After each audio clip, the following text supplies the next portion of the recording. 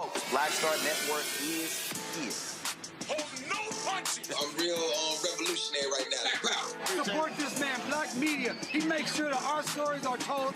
Thank you for being the voice of Black America, Roland. Stay black. I love y'all. All momentum we have now, we have to keep this going. The video looks phenomenal. See, there's a difference between Black Star Network and Black-owned media and something like CNN. You can't be Black-owned media and be scared. It's time to be smart.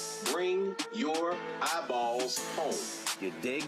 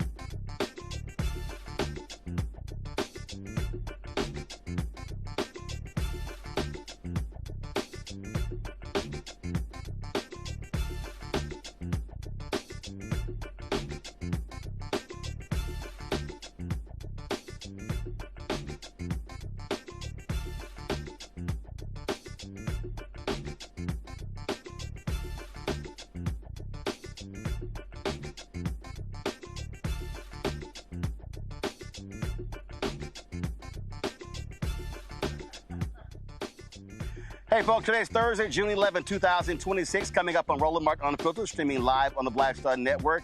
I am here in Nashville, Tennessee. NFL alumni is having their charity golf classic.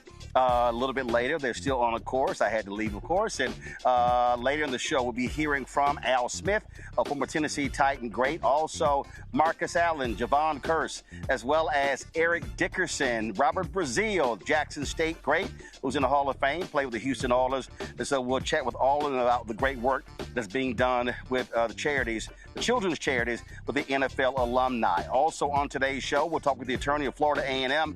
They are suing for the billions that they are owed from the state of Florida. And remember, the Biden administration said HBCUs were owed some $13 billion as a result of these states cheating them. And so Florida A&M student and alumni are participating in a lawsuit to try to get their money. Also on today's show, Bishop William Barber is going to be joining us, talking about how we must mobilize and organize, but more importantly, be trained to do so. Also on today's show, Fisk University says they want to put a data center on campus. A lot of people say they don't want that on their campus. One of them, State Representative Justin Jones, said his class on the dangers of AI was canceled by Fisk as a result of his criticism of this data center. Also, what happened to Daniel Dale? He was a fact checker who was holding Donald Trump accountable. He hasn't been on the air for 3 months. Why is CNN scared to have him fact check the lying occupant of the Oval Office? Also on today's show, the Florida State Supreme Court says, screw the law. We don't have jurisdiction over state courts. But you're the Florida Supreme Court. Yo, it's absolutely crazy. Lots for us to talk about on the show. It's time to bring the funk. I'm Roland Martin Unfiltered on the Black Star Network. Let's go. He's got it. Whatever the miss, he's on it. Whatever it is, he's got the scoop, the fact, the find. And when it breaks, he's right on time and it's rolling. Best believe he's knowing. Putting it down from sports to news to politics. With entertainment just for kicks, he's rolling.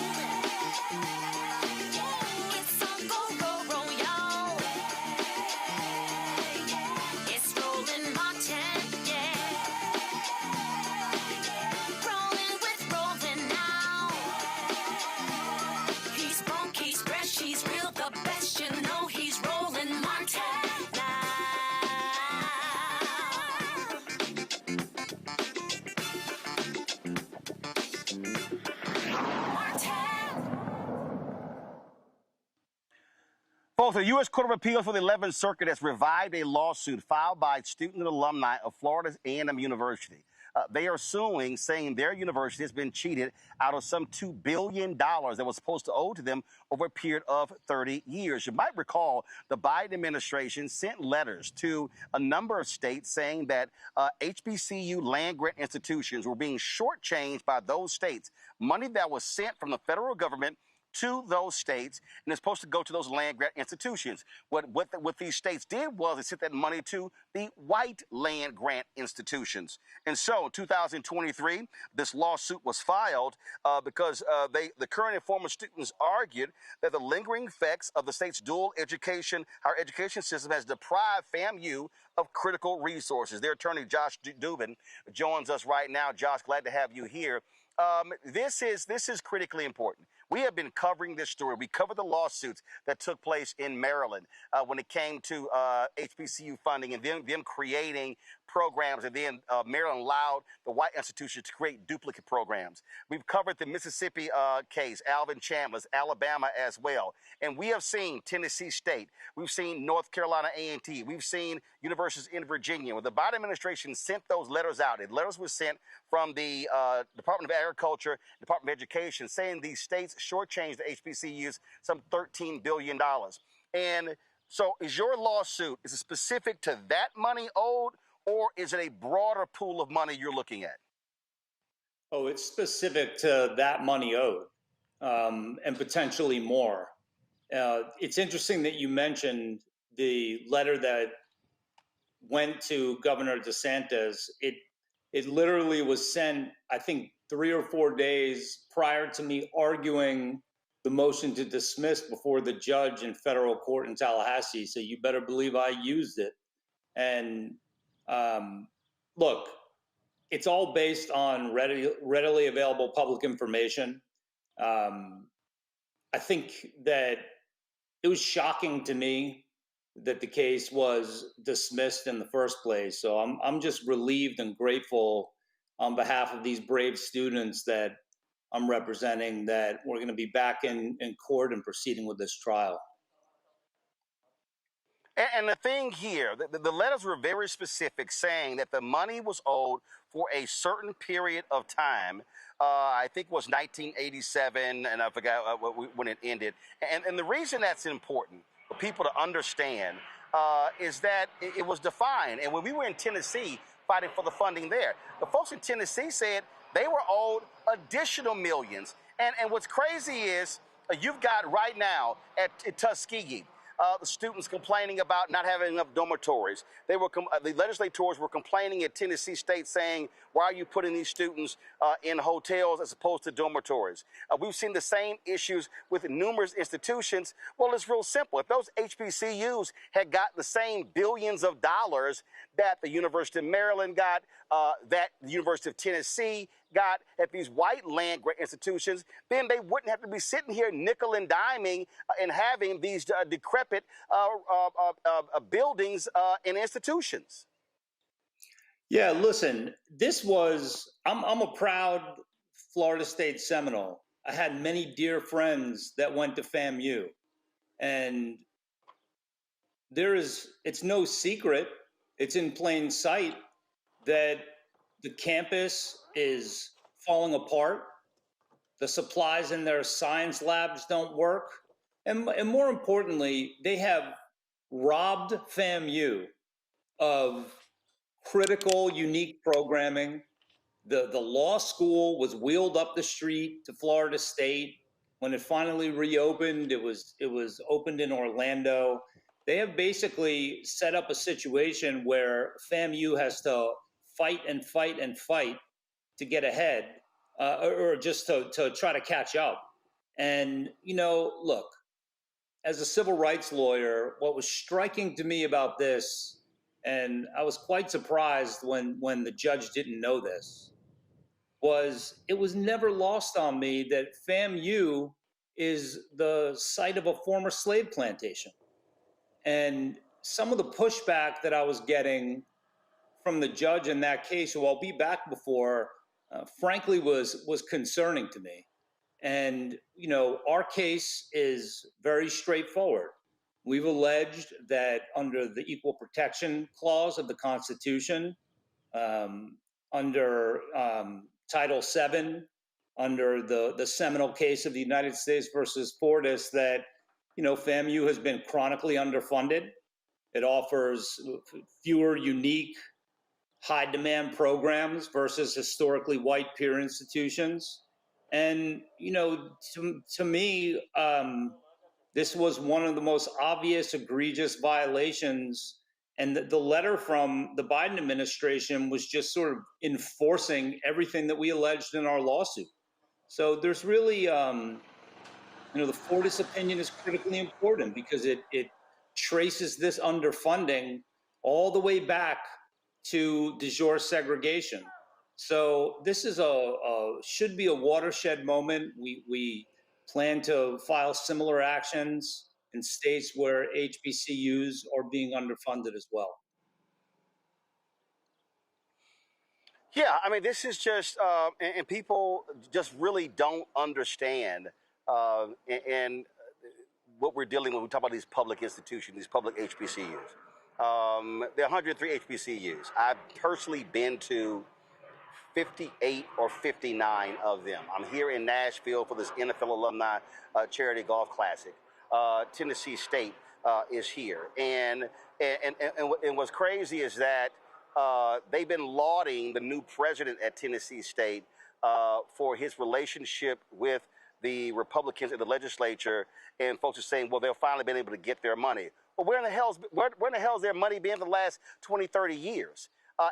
And that's the problem. The problem is that when you walk these campuses, they look totally different. And what happens is these legislators, and now in these southern states, black folks have to go begging and pleading. At Florida A&M, they installed, a supporter of Ron DeSantis as a president who was grossly, and I made it clear, I told it to her face, she was grossly unqualified. And people were saying, well, hopefully, because of her relationships, she'll be able to get the money. Well, I'm sorry, you shouldn't have to be, supporting the Republican governor to get funded. These institutions have been cheated out of money. It has been pure, blatant racism, and it's sitting right there. I mean, again, here you have in this case, you had a letter that came from the Department of Education and the Department of Agriculture saying, we sent the money to the state that was supposed to go to this school, and the money never showed up. That means the legislature took that money, which was supposed to go to Florida A&M, supposed to go to Tennessee State, supposed to go to Fort Valley State and Prairie View and all these schools, and said, no, we're going to spend it elsewhere. And that is pure racism and discrimination against these HBCUs. Well, let's talk about what elsewhere means. The only other land grant institution in Florida is the University of Florida. And when you start comparing the average per student allocation of money to University of Florida, which is a traditionally white institution, it pales in comparison. And it's interesting.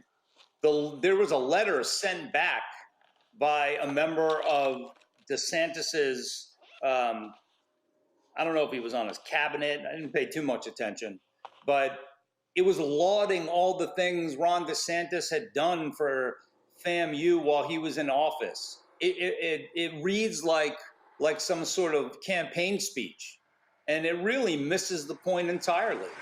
And look, growing up as a white man in America, and I thank my parents for this, because they were knock around Brooklyn folks, and they had a very open arm policy. And I went to a magnet school. And I grew up with people of all ethnicities, religious beliefs. And it became apparent to me as a young kid, 10, 11 years old, that we're living in the aftershock generations of slavery. And in my parents' lifetime, you and I couldn't urinate in the same bathroom in some places in this country. This problem does not fix itself. So I used to get overwhelmed even as a young civil rights attorney. Like, what can I do? Because I feel like I have an obligation to do everything I can. It's the fuel that I use to try to make change happen. And rather than getting overwhelmed, we go one grain of sand at a time. And there are times where you have to call it what it is. And If it's not racism, then what is it? There's no earthly reason why FAMU was not getting the matching funds that they were entitled to from the state of Florida that the federal government was providing. This is one of, and I've done plenty of post-conviction work. I've walked people off of death row that were wrongfully convicted. This case is near and dear to my heart. It is one of the most, if not the most important case I've ever worked on. You know, these brave students that have stood up as the class representatives should be applauded.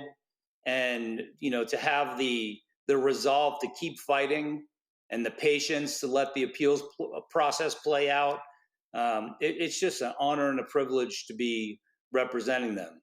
But you hit it right on the head, Roland. I mean, this is exactly what it looks, smells, and feels like. Indeed, indeed. Well, we certainly look forward to seeing what the next steps are when it comes to this lawsuit, and we'll be covering it every step of the way. I can tell you what the next steps are.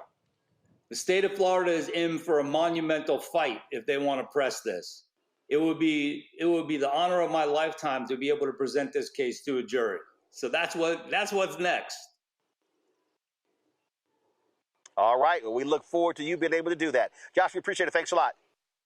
All right, brother. See you. Thank you very much. I'm going to bring in my panel right now, Cameron Trimble. He is CEO, Hip Politics Media, former White House Senior Advisor, Dr. Larry J. Walker, Associate Professor, University of Central Florida, out of Orlando, Dr. Greg Carr, Department of Afro-American Studies at Howard University, Washington, D.C. Greg, I'll start with you. Like I said, you know, we have covered these stories, and it is undeniable. It is undeniable racism and bigotry that we're seeing this. And these states, they have completely cheated the HBCUs. It has not been equal. It has not been fair. And then there's no amount of BS that they can give us that's going to somehow convince us that they have been doing the right thing. No, of course not. And before we say anything else, Roland, I've been reading the opinion. So the Brittany Denton, Niabi Stevens, Dedrick Dansby, Faye Rachel Peterson, and Alexander Harris, those are the 5 students, alumni, that sued. Kudos to you.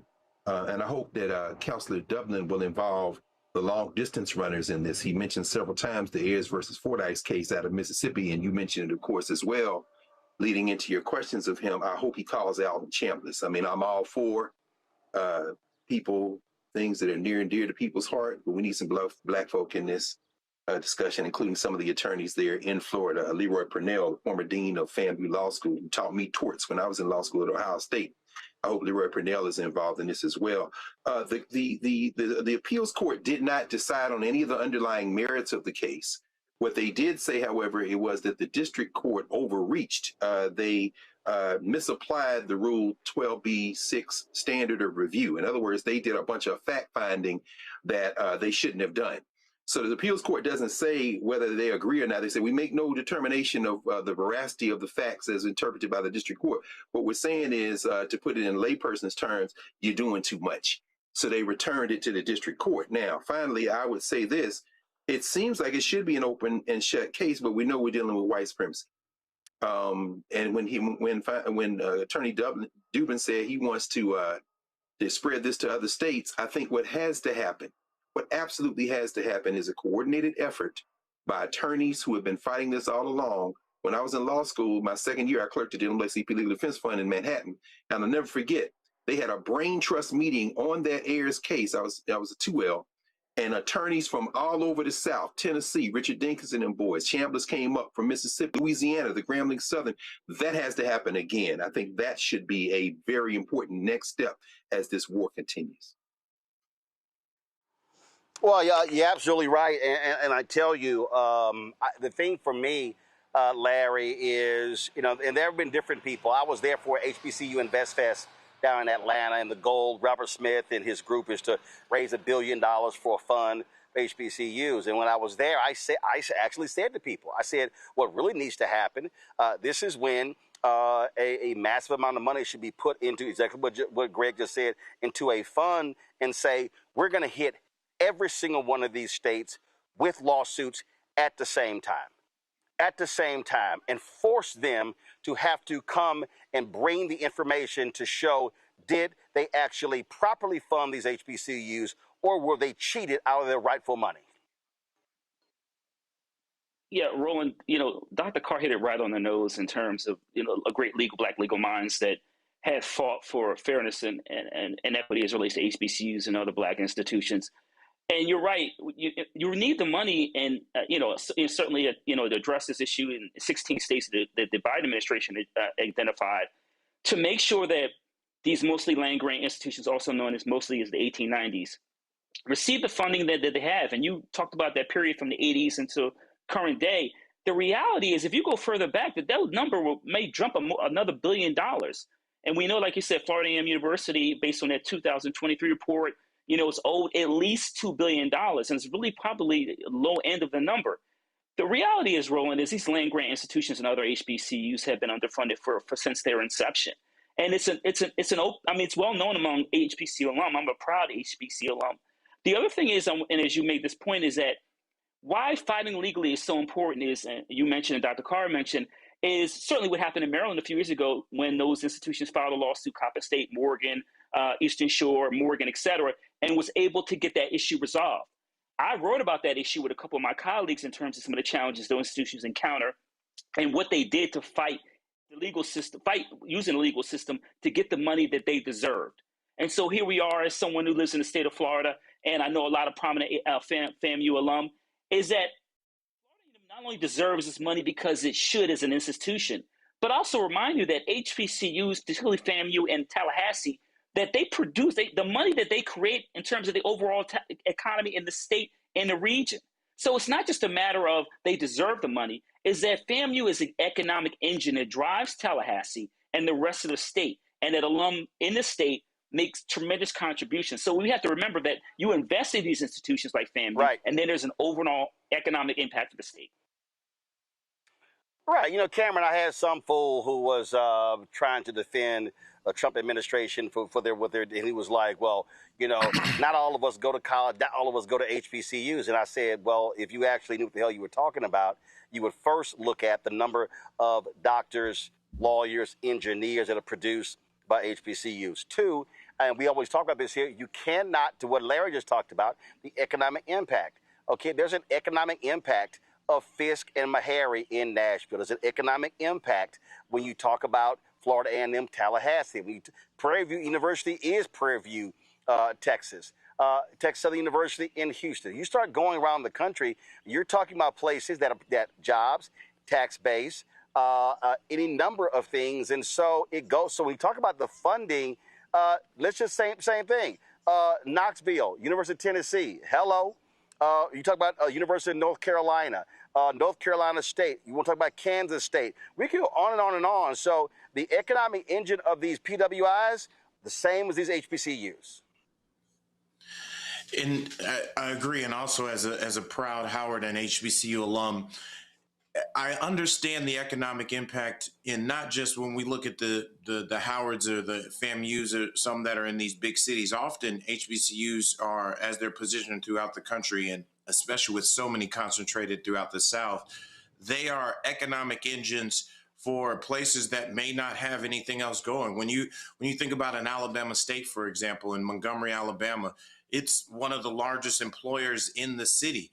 And if this money at a government level is being denied systematically over decades for these universities, not only are you not attracting more students who also provide both education and financial support to that area if they're students. But then when you think about the alumni base that you would have created in those who are in higher paying jobs, more professional jobs that not only go back to wherever they are home, but most of these HBCUs draw from states and draw from their local regions. So it would seem it would behoove government, if they were thinking, if it wasn't racist and they were thinking more forwardly, they would realize like, hey, by investing in these HBCUs and by making sure we're getting them the money so they can increase their enrollment, increase their impact, be able to not just draw local students, be able to draw students from overseas. There's so many different, the multiple layers of the economic impact that HBCUs provide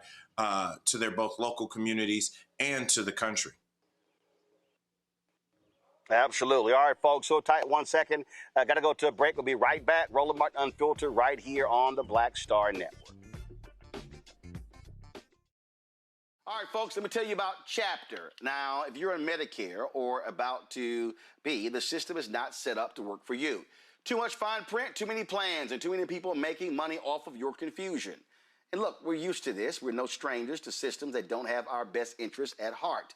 But we don't have to accept it when it comes to Medicare. That's why I'm telling you about Chapter. Their advisors are independent and honest. In fact, they're the only Medicare advisors that compare every plan nationwide. And they're focused on one thing: what works for you. If there's a better plan out there, they'll find it. If you're already in the right one, they'll tell you that too. There are no games. Just last year, people who switched with Chapter saved an average of $1,100. It's 20 minutes and a real person. It's completely free. My parents actually have already called. My mom sent me a text.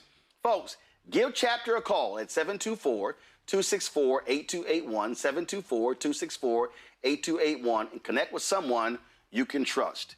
Folks, these are the kind of services that we need for our audience here at Roland Martin Unfiltered and the Black Star Network. So call Chapter right now, 724-264-8281. A decade of love, joy, and power. Black Voters Matter is 10 years old, and we are just getting started. This is love with a purpose. This is Black joy in motion. This is unstoppable power.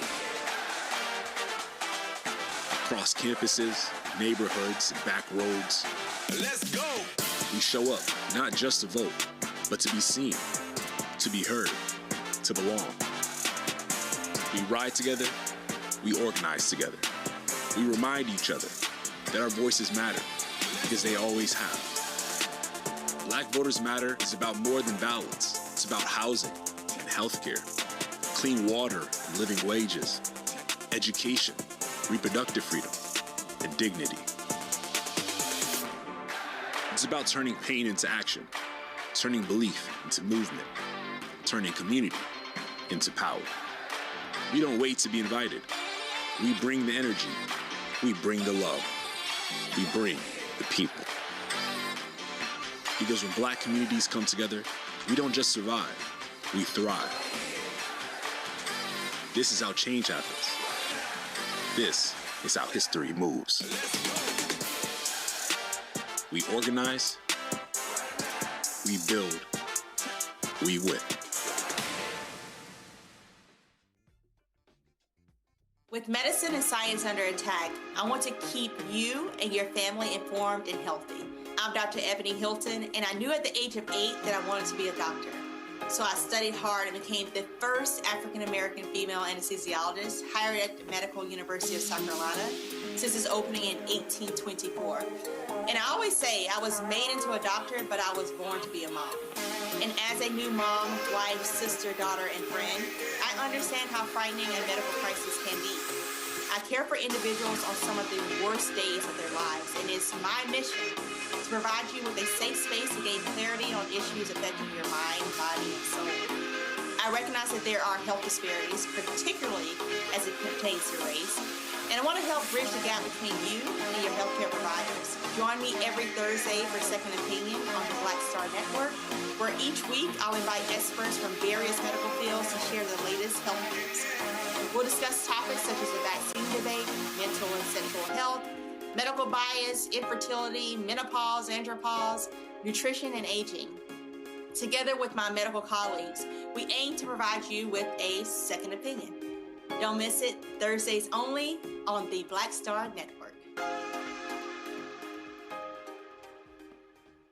Hi, I am Tommy Davidson. I play Oscar on Proud Family, Louder and Prouder. I don't play Sammy, but I could. Or I don't play Obama, but I could. I don't do Stallone, but I could do all that. And I am here with Roland Martin on Unfiltered.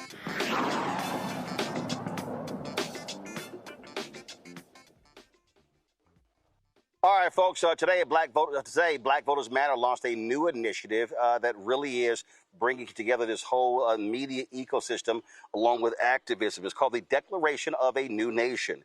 It is a series as part of their ongoing effort to strengthen Black political power and civic engagement. April England Albright, Chief of Staff, co-founder of Black Voters Matter, joins us right now. April, glad to have you back. So walk us through exactly what is this Declaration of a New Nation. Well, there are, in our work that we do at Black Voters Matter, what we try to do is have a build and defend aspect to our work. And so when we see this type of, onslaught of oppressive activities that are happening at the state and federal level, we are challenged with whether or not what we have existing in the 14th Amendment, the 13th Amendment, and the 15th Amendment is all that we need. And so we have been, creating and trying to garner up the same type of movement that occurred in the Negro conventions in the 1800s that led to the passage of the 14th Amendment. We need to start reimagining what this country and its governing documents look like. We know that there are aggressive efforts on the other side to redefine this nation into a nation that existed in 1776. But we're creating a program to help Black imaginations to start to think about what is America going to be beyond this, beyond the 14th Amendment, in order to make sure that our protections are not linked to just the benevolence of people. And so this program that we're launching, Declaration of a New Nation, we call it that because that's what we're calling on our community to start thinking about. How do we create an America that will enshrine our protections regardless of who is in power? Okay, so when you say a program, okay, again, explain what is the actual program, and how does the regular everyday person be involved in that? And so we're going to have a series of what we call town halls and community conversations, with our first one happening on Juneteenth in Galveston, ground zero for where Black, liberation and freedom began. And so we're going to be at a church, and we're going to facilitate a conversation with community members where we're going to record and document and even stream live, right? The conversations that Black folks are going to have about, are the protections that we have right now enough? If they're not enough, what do we need to begin to fight and advocate for on a legislative level, as well as a constitutional level? And so we're going to have a series of these meetings throughout this year in connection with our general mobilizing work, because we believe that, in addition to trying to withhold and stop what's happening in DC right now, we need to anchor in our voting what we want for the future. So we're going to have different town hall meetings. We're going to have 4 this year. The first one, again, happening in Galveston, Texas, next Friday. All right. Questions from our panel. We'll start with you, Larry. Yeah, thank you for all your efforts, not just on this initiative, but overall. So as you talk about meeting in Galveston, what are some of the things you've been hearing from Black folks about? What are some of the things we should be doing to address? You talked about DC, obviously, the attacks on the Black community. What are some of the things you've heard already from folks saying this is what we need to do to address these issues overall? I think people are first talking about voting, right? We know that voting is not the only answer that we must undertake in order to continue to build our liberation in this country. But right now we're clear, we're under assault, right? And, and the things that can happen if we do not participate in voting can become very detrimental to our community. So right now, we know in our community, people are talking about voting. They're talking about making sure that we support candidates who's going to stop what's happening in DC, that we can at least get power back at the congressional level to restrain what is happening out of the executive branch.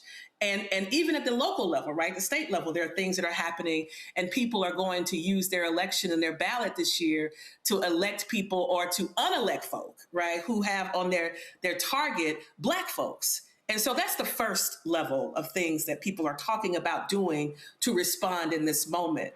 But let's be real. The mechanisms that are utilized in this country and are being utilized by those who do not want to see our liberation need to be changed. And so we are trying to facilitate through this declaration of a new nation, an opportunity for folks to think about what would that actually take? What would it require to rein in a rogue Supreme Court?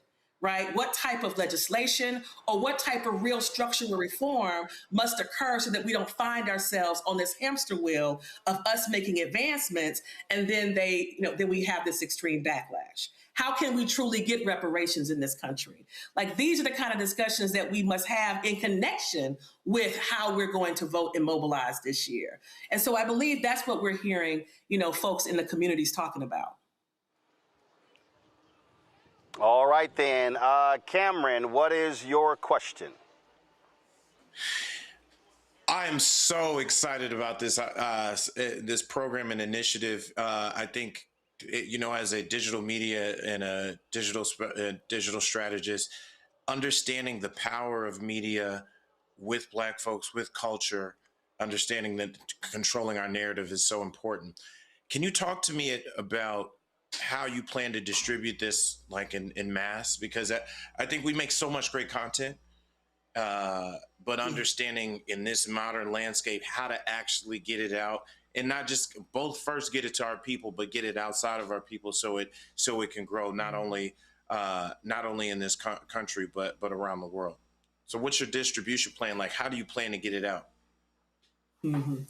So one of the things that we want to do is we do want to have it in the community, because you're absolutely right. There is not a person in this country or this world, quite frankly, that is not touching their device, right? And so we do intend to have these meetings, and we do intend for them to be live streamed. And we do intend to, break them down, and of course we circulate them. But we're also going to have a 4-part docuseries where we talk to some serious activists and scholars like, Dr. Cheryl, Eifel and others who are dealing with questions around the 14th Amendment and its restrictions and its limitations and where it needs to go. And so we do plan to do a docuseries that we will ultimately distribute and try, of course, to get on larger platforms. As you saw probably last week, Brother Roland really did help us get our documentary out. And so we'll be relying on different kind of platforms to get our docuseries out. And of course, we'll be doing our social media. As we said in our news announcement, we'll do a social media campaign where we'll be doing carousels and information grams, vignette videos that talk about not only the history around the Constitution and its limitations, but actually reimagining what some of these constitutional amendments could say and look like. And do if, in fact, we did have a constitution that truly reflected and was also created by us. And so we definitely want this to be a part. It is a narrative shifting campaign this year. And of course, next year, we'll continue to grow and bolster and expand the vision. But this year, it really is just trying to spark debate, quite frankly, spark debate in our community, have those debates in churches and community centers on the ground in communities, but also try to bring those same debates into the social media environment. And so we'll be doing that through, episodes. We'll be doing it through our own podcast that we have to try to continue to bring forth that debate and discussion around this very important issue. All right, Greg Carr. Thank you, Roland, and thank you, April. This is very exciting. I add my enthusiasm to what Larry Cameron said. I'm glad to hear debate in this conversation. We know, you know better than most, that much of what has been interpreted in those so-called Reconstruction Amendments is basically judges and have anything to do with plain language. It's them trying to narrow our rights. That having been said, I'm also glad to hear you mention the convention movement, because, of course, one of the great debates there was whether or not we should abandon this whole project to begin with. So I'm glad to hear debate at the corner of this. We were at Reedy actually last Juneteenth. That was the day that, of course, former President Biden was there. So it's also exciting to hear he be there. My question is very simple. How do I sign up? Because I'm ready for this debate. This whole question of even going beyond the Declaration of Independence, this is long overdue. So let's have this conversation. How can folk get involved? Well, we're going to be posting on our website. You'll actually see, the information about what's going to happen at the church, right? And we do want people who are coming to Galveston, to be present, to participate, because it is a debate, right? It is the debates that we need to begin to happen. It's the same debates that happen in the convention. How do we get our freedom in this country? How do we really have, perpetual freedom and liberation in this country? And so we are going to have a debate about what that means and allow for Black folks in this century, right, to start to have that discussion about what does a new nation really look like for us that enshrines our rights. And so the first discussion will happen, at that very monumental historical church in Galveston. And we chose that church and we chose Galveston for a very particular reason, because we know they're going to be celebrating 250 years of this country on July the 4th, but we're going to start talking about our liberation at a time when we believed our freedom began in this country. And so we chose Galveston for that reason. And then the other, of course, community conversations and town halls will be advertised similarly, right? But we are in a different time period, because we do know, as we saw, we've been seeing recently this hostile reaction from white folks to our liberation. So we do want to make sure that we are secure, but we will be putting out information so people will know how they can get engaged online, because not only will the people present at the church next Friday be able to participate in the discussion, but we also are going to try to make sure that the discussion can go also online, which is why we're streaming it, so people can also participate and have their voices recorded, and also their concerns, right, recorded. And this is not a future, even though it is a Black futurist thing that we're talking about now, it is also our present, because we can't continue to just resist and fight against what we don't want. We have to begin to build and conceptualize collectively of what we do want. We have a history of doing that. And every time we've done that collectively as a people, this country has moved or expanded its concept of democracy. It's our turn in this century to begin to imagine, because the imagination is the first revolutionary act of any movement. So that's what we hope to spark in this, is to get away from just responding and get into building and creating something new collectively. All right then, April, we surely appreciate it. Look forward to it. Thanks a lot. All right, folks, we come back. Let's talk about why is CNN afraid of their chief fact-checking Donald Trump? Why has he disappeared from the air? We'll talk about that coming up next at the top of the hour. We're going to hear from Reverend Dr. Bishop Bill William Barber talking about organizing and mobilizing. The virtual training is taking place this weekend. More than 1,000 folks have signed up, and so we're going to talk about what that future looks like as well. Folks, you're watching Roland Martin Unfiltered on the Black Star Network. I'm live here, of course, in Nashville, Tennessee for the NFL Alumni Charity Golf Classic. We're chatting with some of these former greats in just a moment as they are now coming off of the course. Don't forget, support the work that we do. Join our Bring the Funk fan club. Your dollars are critically important for us to be able to do the work that we do. If you want to contribute, so do us a favor. For Cash App, use a Stripe QR code. You see it right here on the screen. If you're listening, go to blackstarnetwork.com for more details. Of course, that's also for credit cards, for checks and money order. Make it payable to Roland Martin Unfiltered, P.O. Box 57196, Washington, D.C. 20037 0196. PayPal's R Martin Unfiltered. Venmo's RM Unfiltered. Zelle, Roland at RolandSMartin.com. Roland at RolandMartinUnfiltered.com. We'll be right back. All right, folks, let me tell you about Chapter. Now, if you're on Medicare or about to be, the system is not set up to work for you. Too much fine print, too many plans, and too many people making money off of your confusion. And look, we're used to this. We're no strangers to systems that don't have our best interests at heart. But we don't have to accept it when it comes to Medicare. That's why I'm telling you about Chapter. Their advisors are independent and honest. In fact, they're the only Medicare advisors that compare every plan nationwide. And they're focused on one thing: what works for you. If there's a better plan out there, they'll find it. If you're already in the right one, they'll tell you that too. There are no games. Just last year, people who switched with Chapter saved an average of $1,100. It's 20 minutes and a real person. It's completely free. My parents actually have already called. My mom sent me a text. Folks, give Chapter a call at 724-264-8281, 8281 and connect with someone you can trust. Folks, these are the kind of services that we need for our audience here at Roland Martin Unfiltered and the Black Star Network. So call Chapter right now, 724-264-8281.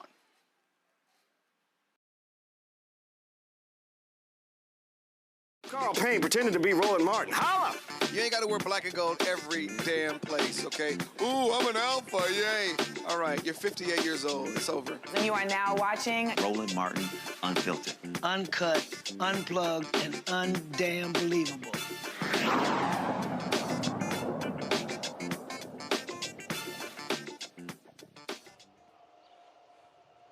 Folks, we are living in a day when mainstream media is scared to death. They are weak, and the right wing is owning all of it. Let's just take CNN, okay?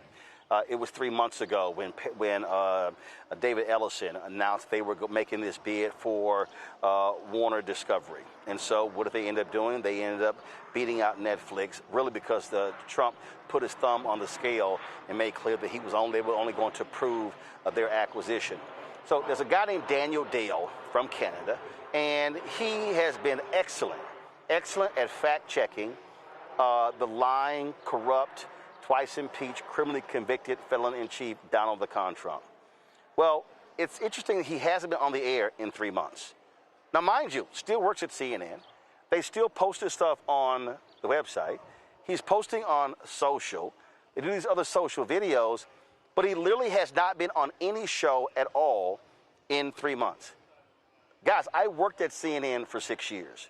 Do you understand that that is a conscious decision by executives? What that says is that executives have said to show producers, do not put him on the air. Donald Trump hates when he's on the air because what he does is he exposes the lies of Donald Trump. He goes fact by fact by fact. And every time he lies, he exposes them. Now, you would think that a news network that claims that they are unbiased, they are objective, would want for the truth to be told. But that's not what's going on here. They don't want to be on the bad side of Donald Trump.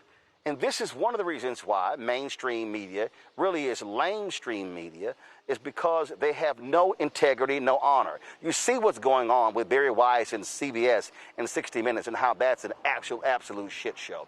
You see how these other people are just so scared to death. You see how Donald Trump just pimped these networks, and he forced that settlement with ABC, and he forced the settlement with CBS. And basically they were paying bribes to him, and everybody's trying to get on his good side. But when you have a network that says, oh, we're not going to put on our fact checker, and then they don't give a real explanation. There was a statement they gave to status.news that, oh, he's still a member of our network, blah, blah, blah. Y'all, that's total BS. And according to their report, he's moved back to Canada. I would not be surprised that Daniel Dale announces in the next 3 months he's no longer with CNN. And that's what you're seeing right now. If y'all want to understand why independent media is so critically important, it's because what you are seeing is a complete capitulation of mainstream media. We are no foxes in the can for them, but these people are scared to death of them. You do not have today media executives who have the guts of a Bill Paley, a David Sarnoff, a Leonard Golderson, who have the guts of a Katharine Graham. You don't have that going on today. What you have are corporate interests who say, listen, we make our money elsewhere. We don't want to be on his bad side because this guy is going to seek retribution. He's going to make our life difficult. So what they have said is, we will gladly allow this man to lie with impunity, to attack our reporters, and we're not going to say anything in response to his lies.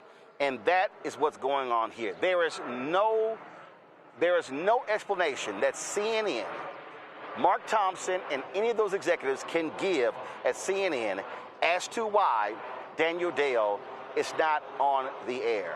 And folks, this is going to continue they will continue to bow down. They will continue to capitulate. They will continue to suck up to this man because they do not want to hold him accountable. And that, to me, is an absolute shame. There's no other way to look at this. And what we are witnessing, Greg, I want to go to you first. What we are seeing consistently, they did this at the outset, and they're saying now, you know what? It's 2 more years, so we're just going to go ahead and just do whatever we need to do to make this man feel comfortable, because we are not going to hold him accountable. And you can see it in their reporting, in the editorial decision making. And I'm telling you right now, if that means that more and more people stop watching them, stop supporting them, good, because these people do not care about the truth. No, they don't, Roland. And I think you'll be doing a lot of unpacking, analysis, a lot of reporting over the next few months as many of these illusions continue to fall. We saw the racist Elon Musk offering $155 shares in his illusion, selling people on a dream of going to Mars today. That will soon burst. Some investors are like, he's selling snake oil, my friend. And of course, there with Paramount CNN, we saw David Ellison basically trying to kiss Leslie Stahl's ass this week, saying that I'm not going to interfere with 60 Minutes. Yeah, whatever, because the thing is already crumbling. We certainly see Barry Weiss embarrassing herself to the point where they may pull her back as they absorb CNN. And what does that have to do with Daniel Dale? Well, as you just said, it isn't that he has disappeared. He's written 6 articles in just this month. The latest a couple of days ago, where he got into the lies that Bozo told Kristen Welker at Meet the Press. And he's been doing short form video on Instagram. So the question I would have for you, brother, as we see the eyeballs continuing to drop, I'm sorry, Byron Allen, I don't know why you took that deal, man, but they said it was an 85% drop off from Stephen Colbert to whatever that thing is, Comedians Unchained, Unleashed, whatever it is. As people turn away from broadcast media, now cable television, I guess my question to you, as we see people following suit with what you've already done, whether it be Zateo or whoever else has been put off of those platforms, my question to you is, does Daniel Dale, does this quote unquote disappearance, does this shifting of where he has appeared from camera to the digital platforms, to the writing he continues to do, is it a big deal? What does that say in terms of his ability to get information out to the public? I'm not sure in this shifting landscape whether I have a good handle on that, brother. Well, I'll tell you. So let me just sit here and let me just do a basic check. So if I'm sitting, again, sort of how I think about this. So let's see here. So if I go to Daniel Dale, I'm looking on Instagram. I'm trying to find his correct account.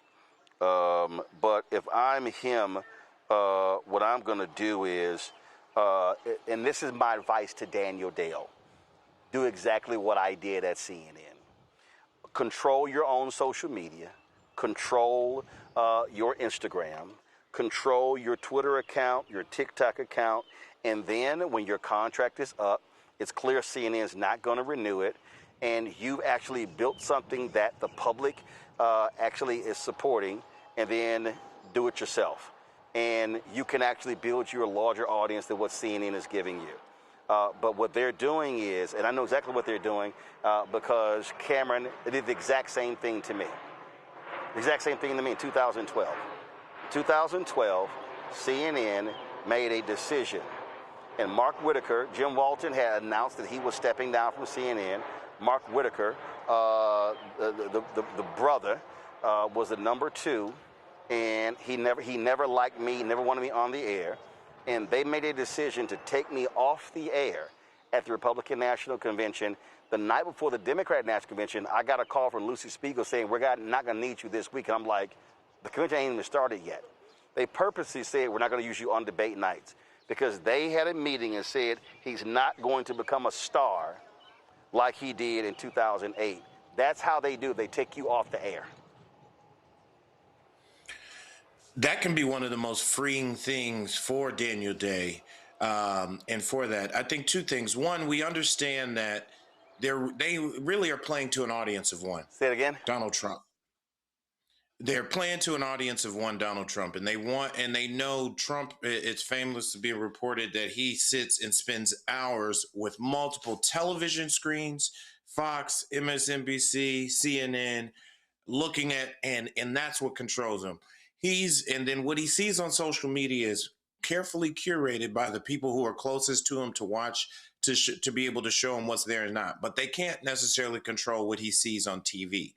So they understand that with the pressure that the FCC can impose upon them, and their larger media conglomerate that they're continuing to build out, they have an audience of one. And as long as he doesn't see the faces and the challenges or the aggressive challenges on the main screen, it's not there. But as you've done, as so many of others have done, and those who are leaving, there is a challenge to transition that broadcast audience as it does dwindle, and to make sure you're really feeding the internet.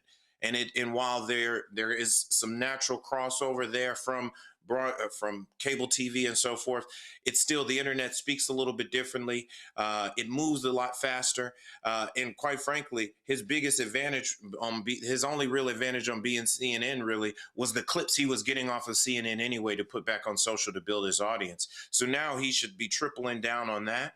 And continue to be able to create partnerships online where he could probably grow a larger audience than he ever had on CNN. Because guess what? The same way as you are, and so many others who were first on TV and have now shifted to online and other mediums, you already have the CNN stamp. He already has the CNN stamp. He's been there. He doesn't need to stay there in order to now move his brand of journalism and his personality and his audience. Yeah, I mean, listen, Larry, I knew what they were doing. I knew that they purposely took me off the air, and they kept putting Van Jones and Charles Blow on the air, even though I was far more popular and far more experienced. That was a decision. I mean, there was no other logic. There's no other logic you could say, wait, hold up. How are we not using him, one of the best voices we have on the air? Because they literally had a meeting. And in the meeting, they said, we need to find out another Roland Martin. Somebody said, well, we already have Roland Martin. No, we need to find out another Roland Martin. They said, literally, I was told this by somebody who was in the room. They said, we do not want this person to become a star in the 2012 election like they did in 2008. So I know exactly what they're doing to Daniel Dale. They're still paying him. He's still under contract, and you can still do this little small stuff, but they're purposely keeping him off the air. That is a choice by the executives at the top of the network, pure and simple. And what they've done, Larry, they've said to the VPs and the executive producers of the shows, do not book him on the show or any of your shows. Yeah, absolutely, Roland. And they got him in a bit of a modified witness protection program, right? So he could do some things, but he's basically disappeared off the air. And I think, my colleagues highlighted it. What happened to you in CNN and what you were able to do and continue to do is the template. And that's why so many other folks have done it. You highlighted Daniel should really take the opportunity, whether, obviously he's mentioned he's back in Canada. But once again, as Cameron said, he's already been on CNN. So now he has the opportunity to use that, like we said, whenever his contract is up, to use whatever platform he wants to use and continue to fact check. And once again, he's got the recognizable name. He's got the brand. He is the brand.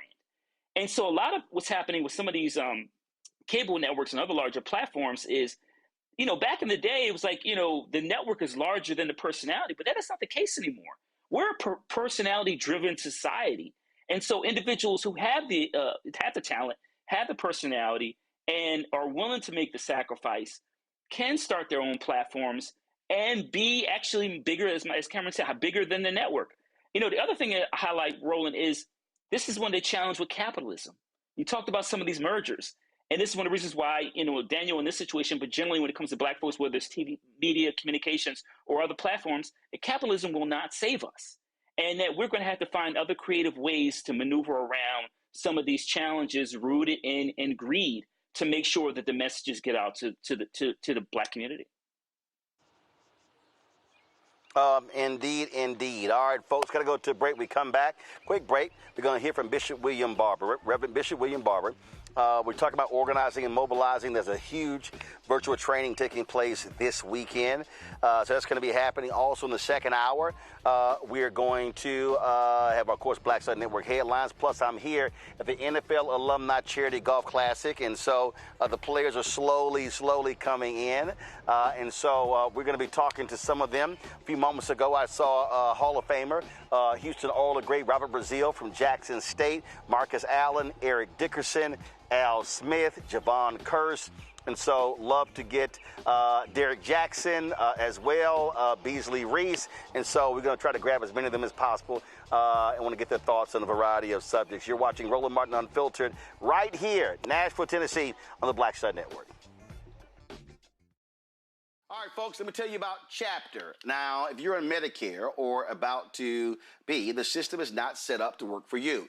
Too much fine print, too many plans, and too many people making money off of your confusion. And look, we're used to this. We're no strangers to systems that don't have our best interests at heart. But we don't have to accept it when it comes to Medicare. That's why I'm telling you about Chapter. Their advisors are independent and honest. In fact, they're the only Medicare advisors that compare every plan nationwide. And they're focused on one thing: what works for you. If there's a better plan out there, they'll find it. If you're already in the right one, they'll tell you that too. There are no games. Just last year, people who switched with Chapter saved an average of $1,100. It's 20 minutes and a real person. It's completely free. My parents actually have already called. My mom sent me a text. Folks, give Chapter a call at 724-264-8281, 724-264-8281, and connect with someone you can trust.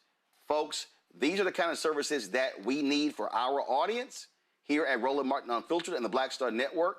So call Chapter right now, 724-264-8281.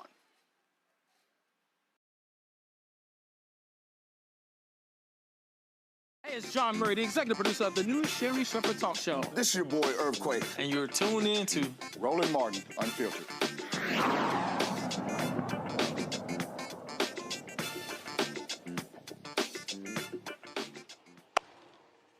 Folks, June 12th and 13th, Reverend Dr. Bishop William Barber, of course, is going to be leading a virtual training session. Remember, we had people who were signing up, more than 1,000 people signed up for this virtual training to be taught how to organize, how to mobilize when it comes to voter registration.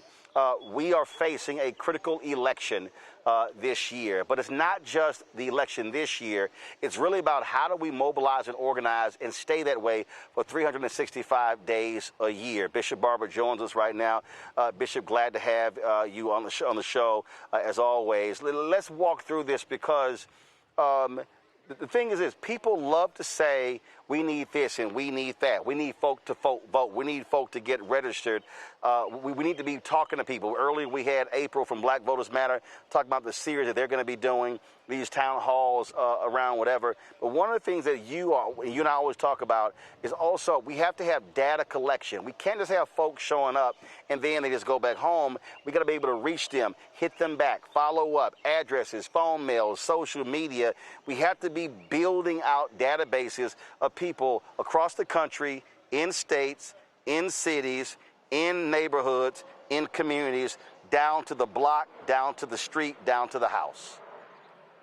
Exactly right, Roland. The extremists, nationalists, white nationalists, and others touched their people 12 times before the election, 12 times. And what we have to do and what we're doing, and by the way, I have a good announcement. We are almost at 2,000.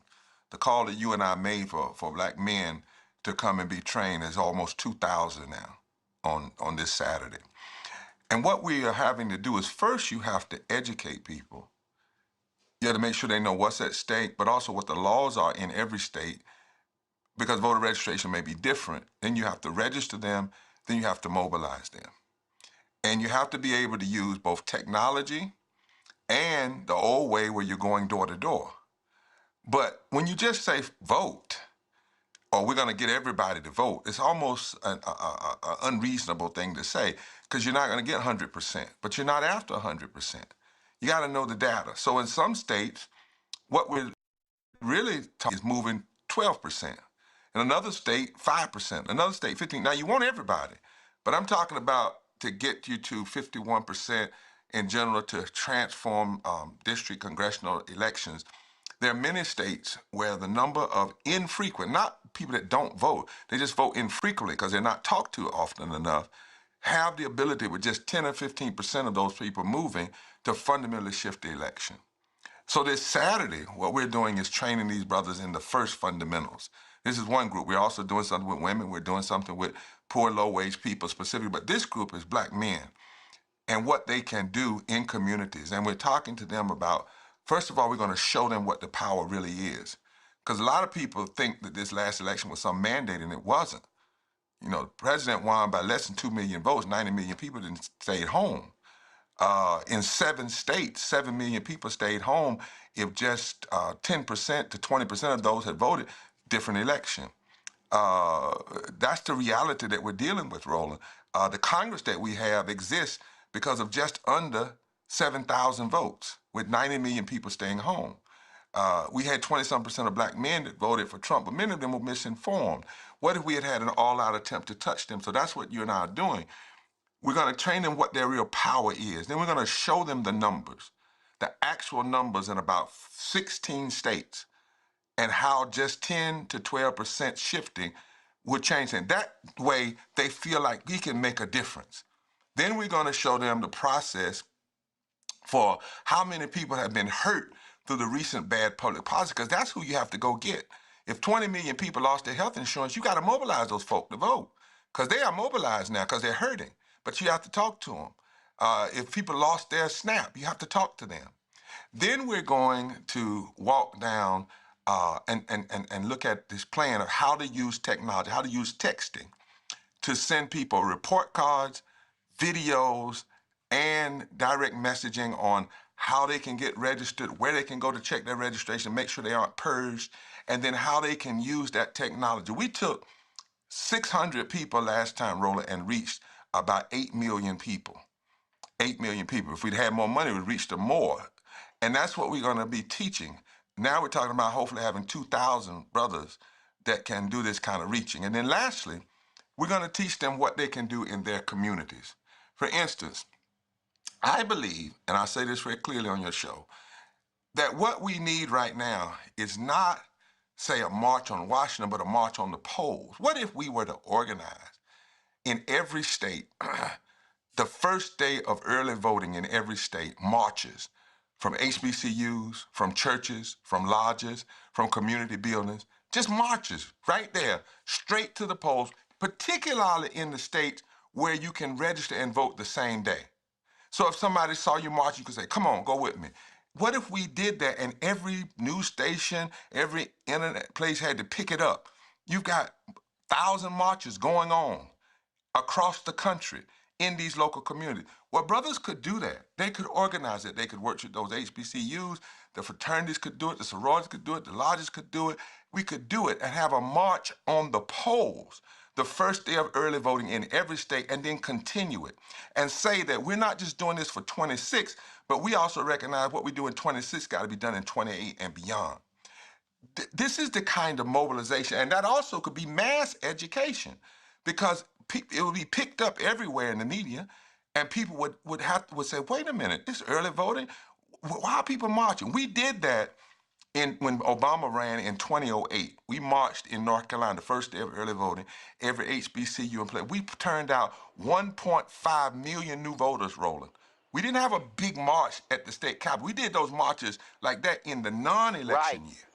But in the election year, we put all our money. That's how he Yeah. That's how he won. That's how he won North Carolina about 14. He won North Carolina about 14,100 votes. Right. And it's because we focused on early voting and we marched, and it became news and people got into it. It became a fad, if you will, a thing.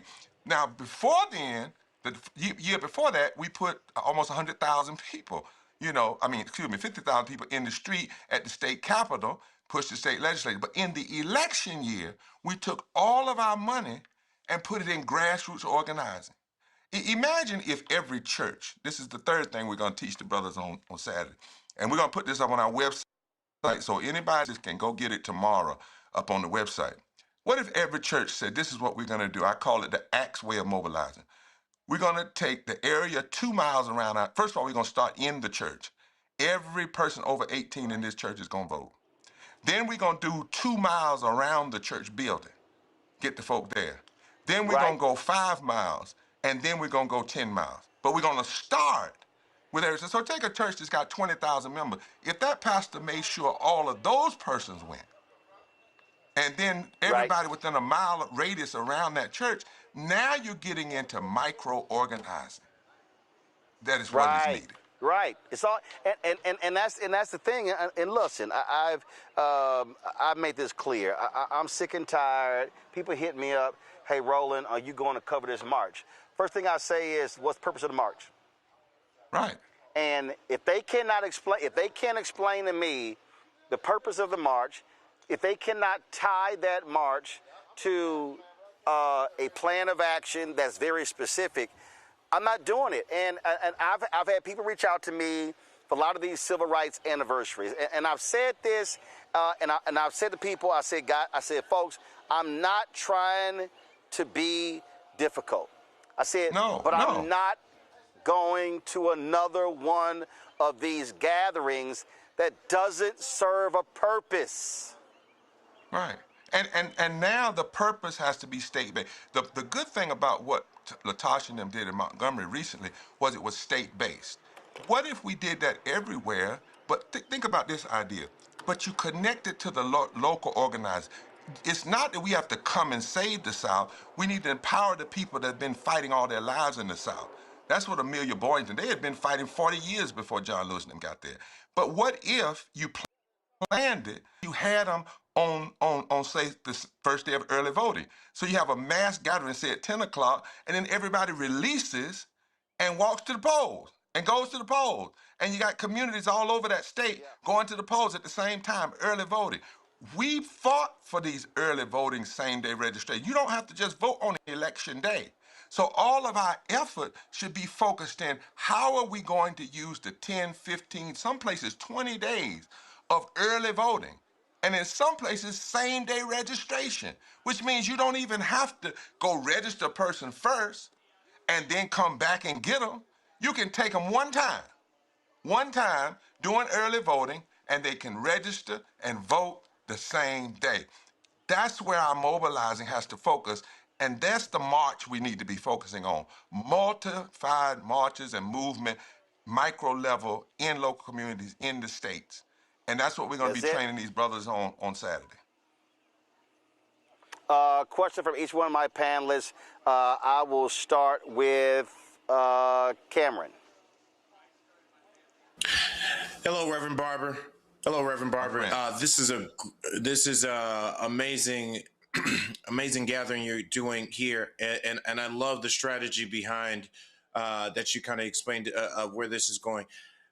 My one question here is, how do we expand this? How do we expand this training and keep it going, not only through this election, but beyond? Because I think so many of these trainings that these civic engagement trainings, and finding ways to make them interesting, and finding ways in this where folks are so entertainment driven, and I'm on my phone, I need to scroll and so forth, and virtual trainings, I know it's trying to crack the code to keep people engaged the entire time. How do you plan to make sure we both keep it engaging and do more of these? Well, one thing with repairers of the breach, we recognize that if we're not talking about a 10-year strategy, we're not even talking right now. If all we're talking about is a midterm, it is the craziest thing ever. Because the mess we're in was a 50-year strategy. Started in 1968. So we're talking anything less than a 10-year strategy. And that's what I'm saying to other groups, and churches or other groups. We can't talk about just 26. We have to talk about 28 and 30 and 32, what this is really about. Secondly, I think what we have to do to keep people interested is to keep people focused on the level of pain that's been created and is being created. You know, I'm leaving for Germany in a week because I've been invited by the World Council of Churches to go to Germany because Germany is terrified right now. They never thought America would be seen as a predator geopolitical force. They're terrified. They knew Russia would and China would, but they never thought they would see the vice president go over and speak to a fascist group or Musk to go over and one report says give a Nazi salute. They're terrified. But the church over there is raising the question, what must we do? And I'm telling you, what ought to keep us focused is if we are clear about what's happening. The problem with that is sometimes we're not deeply teaching people what's really going on. And part of what we're going to be doing with these trainings, not just for Black men, but starting with Black Men Saturday, is making sure people actually know the battle that we're in. It's something about when you know the battle that you're in, your alarm clock doesn't wake you up in the morning. Purpose gets you up in the morning. Mm-hmm. That's what I think we have to make sure people are clear about. Yep. Yeah, Larry? Reverend Barber, thank you for all your work. I wanted you to talk about, in terms of how do people support your efforts, right? It takes resources to organize, take care of people. So is there a website or somewhere people go if they want to support your efforts? If they go to breachrepairs.org, repairs of the breach, and just click on the donate button, they can donate. We are certainly trying to build up about 20,000 monthly people who donate. If they just give $20 a month, $25 a month, it is so helpful to you're right, hard work, it costs, it's a must right now. You know, what I've tried to do is do it and say to folk, come join it. I don't wait till we get the money to do it. I don't know any other way. Roland and I talk about this other time, but just going out doing it.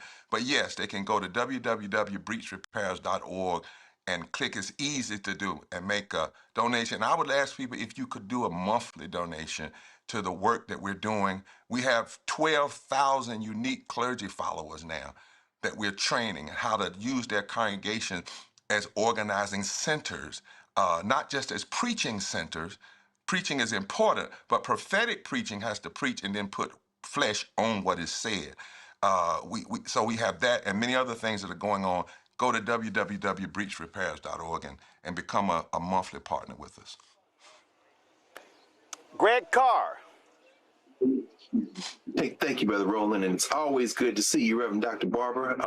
Traveling Mercies, CPAC has been global for many years, and I'm glad that you getting into this global conversation because they don't plan based on countries, they plan based on the whole globe. So I'm glad to see you in the middle of that. Reverend Barber, as we think about political and cultural education, a lot of times, our folks get into conversations about voting, and the first thing some people will say is, well, what's in it for me? What will I get? What role will political education play in this training and in this really work to ground people to have conversations so that maybe it relieves some of the pressure from trying to explain why voting is important and getting folks engaged? I don't know if there's any syllabus. I won't say syllabus. I guess that's too technical, but any kind of process of conversation around, civics, which of course has been taken out of so much of our education system. Well, part of what we're going to do Saturday and then afterwards going to publish it is what we call a third Reconstruction voting pattern. In other words, we just telling people to vote or even telling them to vote a particular party is not going to energize. In fact, it could actually be defeating because people could ride a coattail and get in and then turn around and hurt us. Remember, in 2020, when we were pushing the Preparers of Breach, Poor People's Campaign, and others for Biden and Harris to do three things: do the COVID relief, living wages, and the John Lewis voting at the same time while the things were hot. Some folks said, just back off. We'll get that done later. No, you can't back off. And what we need to be saying is not, are we going to just vote, but what is the future we are voting for? Because we're not voting for normalcy now. We surely can't be voting just to go back to 2020 or even 2008. We're voting, what are we voting for? And you do that by looking at them. If we're not voting for a democracy that's going to do health care for all, if we're not voting for a democracy that's going to pass living wages that in one vote could lift 40% of black folk out of poverty and low wages, if we're not voting for those things, then just saying folk vote, it doesn't energize us. So you're right, Dr. Carr, have to have political education, because even in a time of crisis, even in a time of neo-fascism and nationalism, you still don't just vote.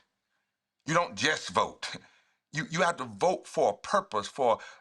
Go to and I tell everybody this. Last thing I'll say, Roland. And by the way, Brother Carr, if you got any notes about geopolitics, send them to me before I head to Germany. Just email me. But Your at book, the end brother. Put that in the syllabus. Okay, I am. At the end of the Selma to Montgomery March, Dr. King gave a list. He said, give us the ballot and we will do this.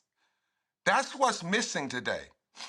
We get riled up and we get mad at Trump. No, it's not just voting because you don't like Trump, because Trump is a particular pawn in this moment, but he's not the system, right? He's not the system. He's the symptom of the system. He's like snot when you have a cold. He ain't the problem. He's the symptom of it. You wipe the snot. You got to do something deeper to get rid of the cold. And King went down a list.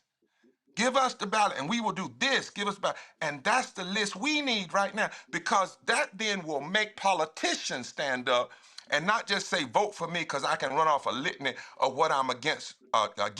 What are you for?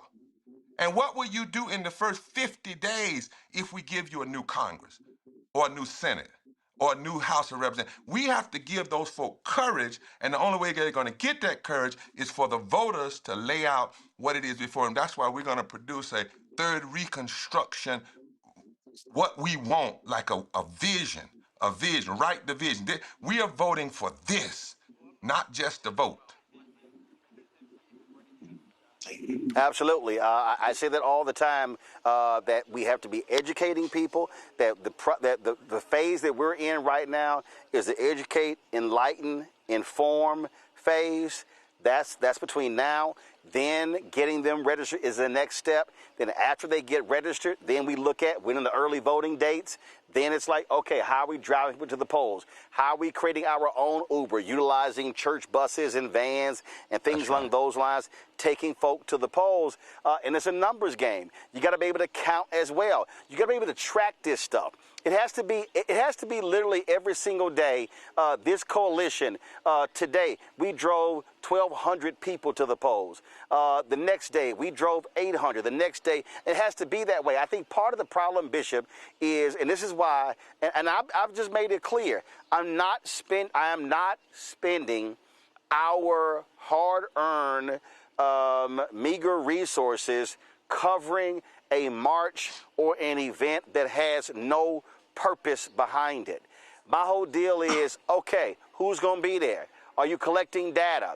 Okay, what are we trying to tell them to do when they leave that particular event? I'm not marching just to march. And where we have to be is to look at numbers. Okay, in this congressional race, in this mayoral race, in this state Senate race, how many votes did they get last time? Where are the people? How do we track it by precinct? Let's look at the data. In the last election, how many people in this precinct are eligible voters? How many of them actually voted? And then where do they live? You go target them with door knocking. That's the micro strategy. And so I'm tired of these people these civil rights organizations and leaders and other people and activists who want to have these broad things, which is about getting media attention. No, this is about literally results when we gather. Do you know that the guy who ran, the right called the Pat Robertson, his organizer said this: my goal is for you to wake up on election day and be in a body bag and not know how you got there. Boom. That was his strategy. And that's why, Roland, we're hiring. You and I I'm hiring a brother and to put together a person who does campaigns.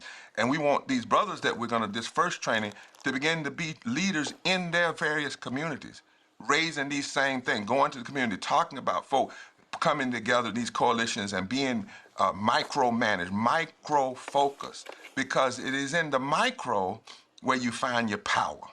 The macro actually can make you think there's nothing we can do, because micro kind of says they won. But macro. But micro will say, wait a minute, they won, but only by 2 votes. And we know where 20 are.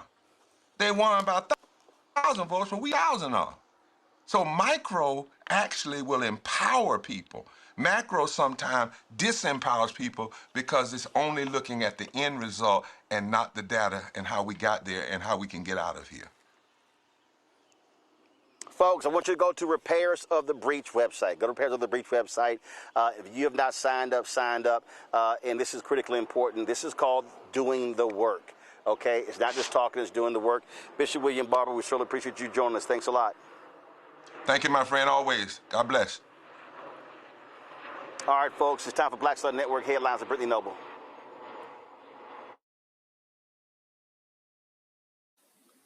Carmelo Anthony's attorneys will be appealing his conviction. The notice of appeal was filed the day after the 19-year-old was found guilty of murder and sentenced to 35 years in prison for killing 17-year-old Austin Metcalf at a track meet. Defense attorney David Cole says the appeal does not dispute the arguments presented at the trial, but instead challenges the process, including the county where the trial was held and the jury selection. Carmelo is currently in the custody of the Texas Department of Criminal Justice.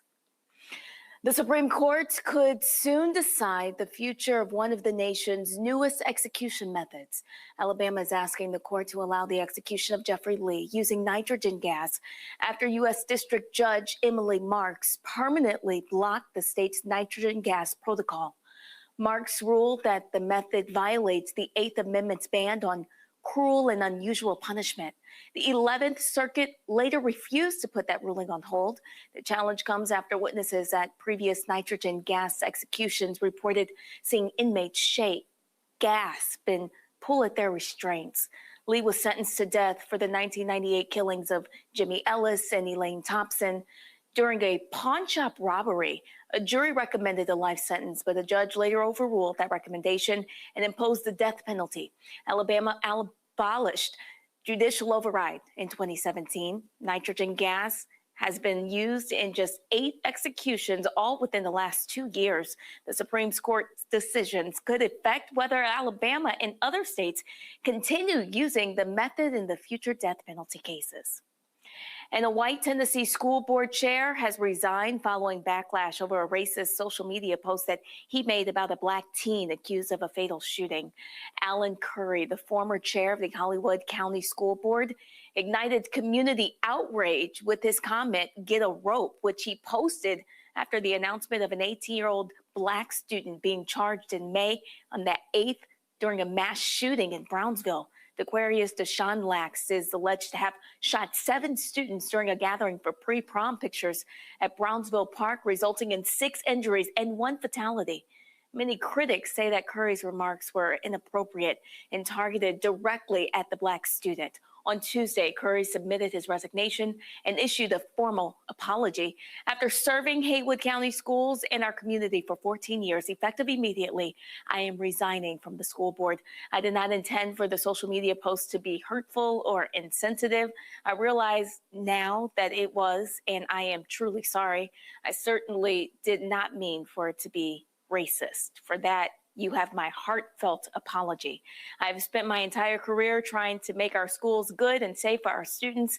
I am stepping down due to poor judgment. This has caused great pain to my school board, my community, and my family and me. At the end of the day, the NAACP and I are fighting for the same kids. Our children in Haywood County should not have to worry about being shot at a party, at a home, or at a pre-prom photo shoot. Gun violence has got to stop. I want our students to live in a town without fear. The pre-prom mass shooting caused devastation and chaos in our town. So when I saw that we had apprehended the person responsible, I acted out of anger instead of thought. Once I realized how it could be interpreted, I took it down. Lax is charged with first-degree murder and perpetration of a crime, 6 counts of attempted first-degree murder, 6 counts of employment of firearm with intent to go armed, 6 counts of aggravated assault, use or deadly weapon, tampering with evidence, reckless endangerment, and deadly weapon involved. A Black Louisiana woman is suing her white neighbors for racist harassment and vandalism, all caused by their teenage son. Caroline Morrison Howard claims that the 13-year-old has engaged in several attacks, including dressing in a KKK robe, spray painting Hail Hitler and a racial slur on her home, puncturing her tires, and carving a swastika in her car. She says these incidents have been occurring since December and wants the parents to pay for the property damage as well as the mental pain and suffering that she has experienced. The 13-year-old, whose name has not been released, has been arrested and charged with criminal damage to property, criminal trespass, and hate crimes. A second Louisiana judge has recused herself from the criminal case against former Orleans Parish Sheriff Susan Hudson and former Chief Financial Officer Bianca Brown. Judge Robin Pittman decided to step down from the case to avoid any appearance of impropriety. Her recusal follows that of Judge Leon Roche, who also removed himself from the case. Sheriff Hudson was indicted in connection with last year's jailbreak, during which 10 inmates escaped and were on the run for several weeks. The indictment details allegations that span from May 2nd, 2022 to April 8th of 2026, covering the entirety of Hudson's term. Hudson and Officer Brown faced between 20 and 30 counts of misconduct in office, including filing or maintaining false public records, obstruction of justice, and various other charges. It's still unclear which judge the case will be reassigned to. And South Carolina's International African American Museum will temporarily furlough its entire staff due to budget constraints. Officials say the Charleston Museum will remain fully operational during the 20-day furlough implemented between July 1st and December 31st in staggered increments due to budget constraints. The museum first opened on June 27, 2023, and the news about the furlough comes just ahead of the museum's third anniversary. All right, folks, be sure to watch The Breakdown, Brittany Noble, every day, noon Eastern on the Black Star Network. Again, The Breakdown, Brittany Noble, every day, noon Eastern on the Black Star Network. Folks, as I said, I'm here in Nashville, the NFL Alumni Charity Golf Classic, and it raised funds for their kids' charity, and a lot of great work that they actually do. And so a number of folks been out here, and so I'm glad to be joined right now, y'all, by someone I grew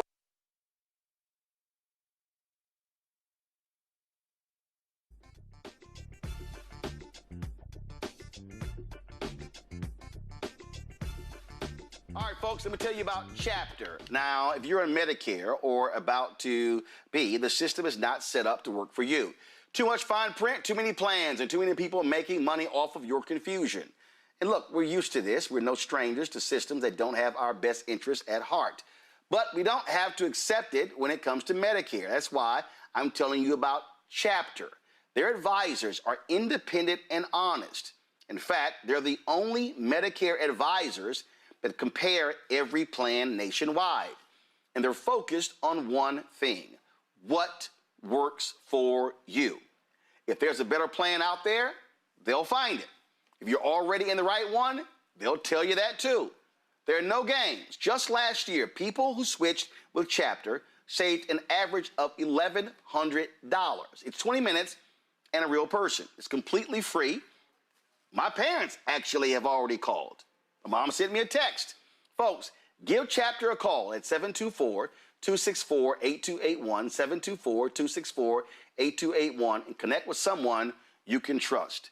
Folks, these are the kind of services that we need for our audience here at Roland Martin Unfiltered and the Black Star Network.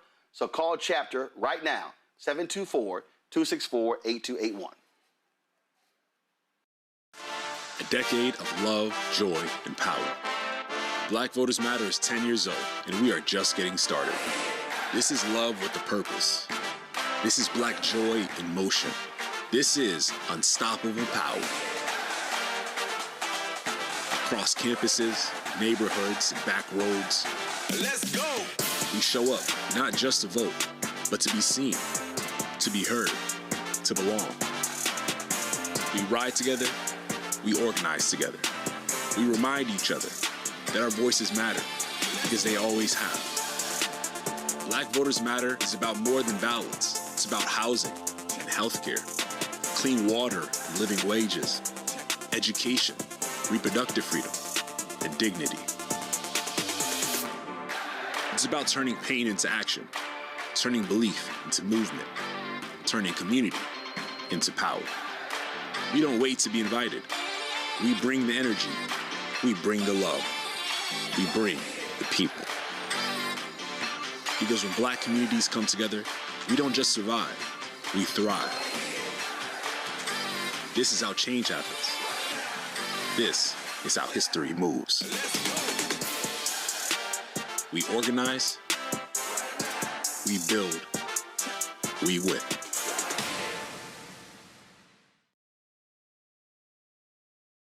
With medicine and science under attack, I want to keep you and your family informed and healthy. I'm Dr. Ebony Hilton, and I knew at the age of 8 that I wanted to be a doctor. So I studied hard and became the first African-American female anesthesiologist hired at the Medical University of South Carolina since its opening in 1824. And I always say I was made into a doctor, but I was born to be a mom. And as a new mom, wife, sister, daughter, and friend, I understand how frightening a medical crisis can be. I care for individuals on some of the worst days of their lives, and it's my mission to provide you with a safe space to gain clarity on issues affecting your mind, body, and soul. I recognize that there are health disparities, particularly as it pertains to race, and I want to help bridge the gap between you and your healthcare providers. Join me every Thursday for Second Opinion on the Black Star Network, where each week I'll invite experts from various medical fields to share the latest health news. We'll discuss topics such as the vaccine debate, mental and sexual health, medical bias, infertility, menopause, andropause, nutrition, and aging. Together with my medical colleagues, we aim to provide you with a second opinion. Don't miss it, Thursdays only on the Black Star Network. This is Essence Atkins. Mr. Love King of R&B, Raheem Devon. It's me, Sherry Shepard, and you know what you're watching. You're watching Roland Martin, Unfiltered.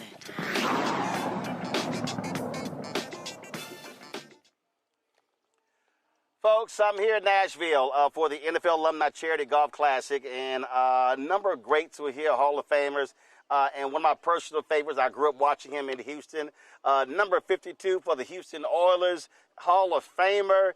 He, of course, Jackson State, a Mobile, Alabama great, Robert Brazile. Doc, how you doing? I'm doing great, Roland. It's always a pleasure to meet someone that really pushed me through the ranks. Roland, we go so far back, dude. We both grew up together in Houston.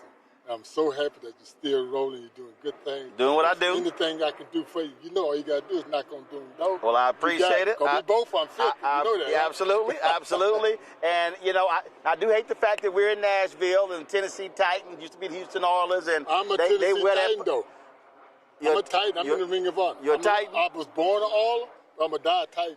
Well, I cut it off. I can't do that. Ain't been too good to me. I supported the Titans all the way up to when the Texans came on. I'm straight hometown. You should. I'm 100% hometown. I was born an Oiler. I understand. And me and Amy grew up together.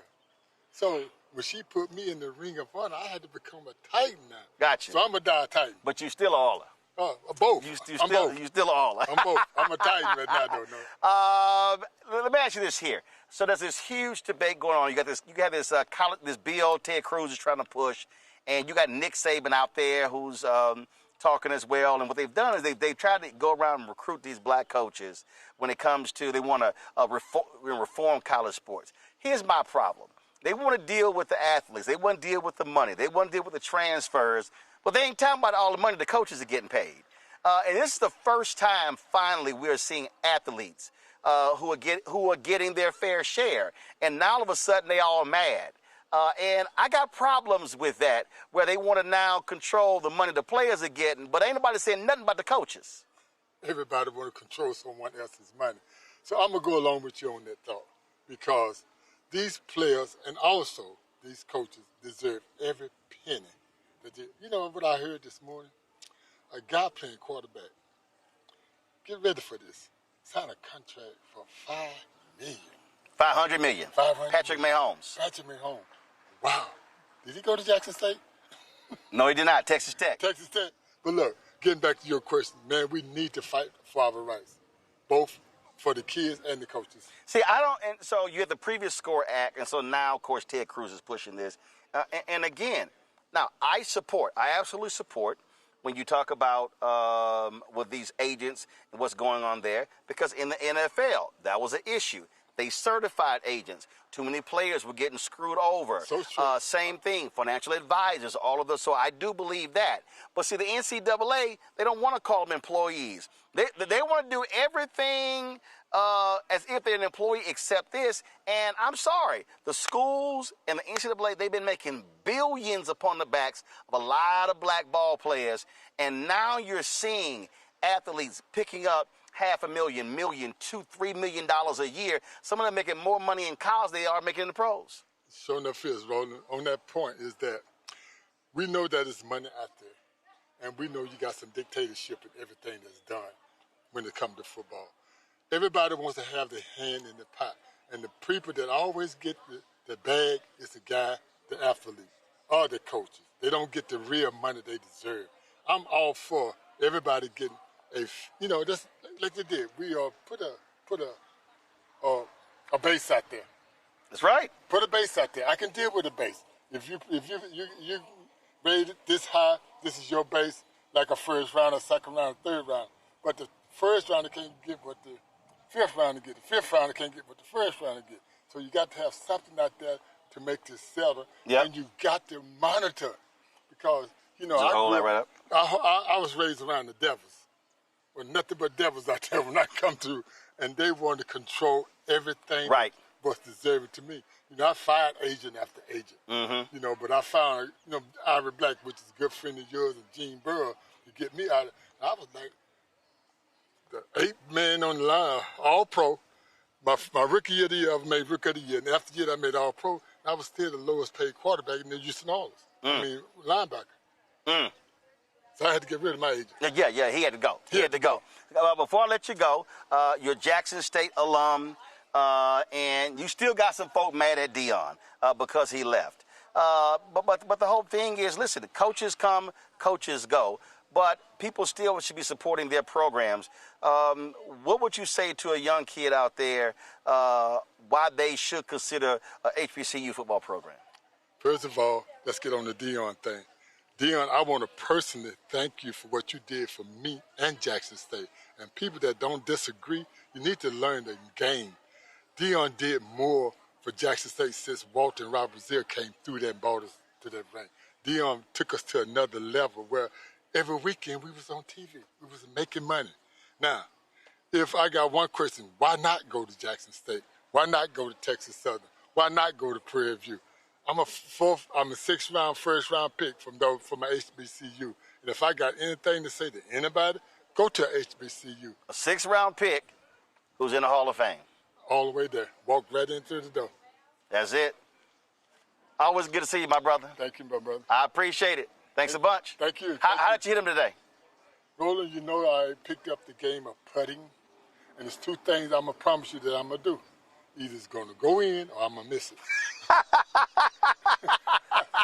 Yeah, that's true. That's true. So that's true. That's my game. Well, my putting was good today. Well, you need to get out there. Yeah, I was. It was a little hot today. Out of an 18 holes, I think I got 9. You made 9 putts? 9 putts. Oh, well, you on fire then. That's 50%. Hey, it's Hall of Fame of 312. Hall of Fame of 312. Robert, I appreciate it. Thank you, man. I appreciate it. I want to bring up a guy who played the linebacker for the Tennessee Titans. My man. He invited me here. Him and his wife chased me down like bill collectors. They were texting, call him, come on, Al. Texting, calling the brother. I said, I'll come on out. And so Al Smith, come on up here. You take the microphone there, Al. There we go. So first and foremost, just talk about Houston Oilers, too. How many years you played with H-Town? 11 years. And then I worked in the front office when I retired. I got hired in the front office and became a Tennessee Titan in the front office. And that's when I moved to Tennessee and been here ever since. See, I forget the Tennessee part. It's the Oilers part. It's the Oilers part. Talk about the golf tournament. And y'all hold multiple ones across the country. or was this one just for Tennessee?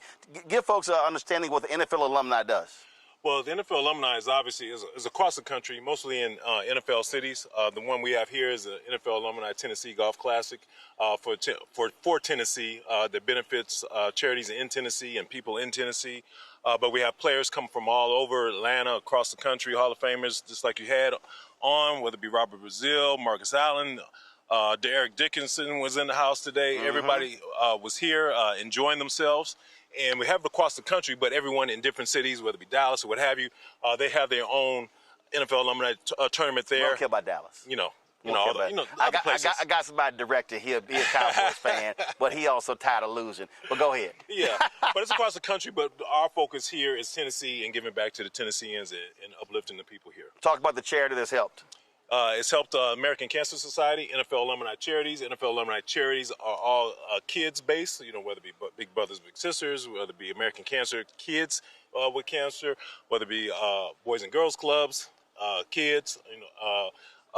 Tennessee Edge has Benefit, which is an organization that benefits kids in sports leagues, whether it be uniforms, shoes. Kids, can't get shoes, whether they have uniforms, just so they look like a team. Got it. We grew up, everybody wearing everything just to get out there, but don't look like a team. So just the basic things that we take, that some people take for granted. We want to be able to give kids the opportunity, to feel great about themselves and about what they're accomplishing. All right, then. Well, Al, I certainly appreciate being invited. It was a great day. Is Pac-Man Jones still here? I don't know. I haven't seen him. All right, send him. He said he was carrying the team. I didn't get it. No, he wasn't. No, he wasn't. He wasn't carrying the team. Now, he know better than that. Roland's a good golfer. He know better than that. No, Pac-Man, you know who was carrying the team. Stop it.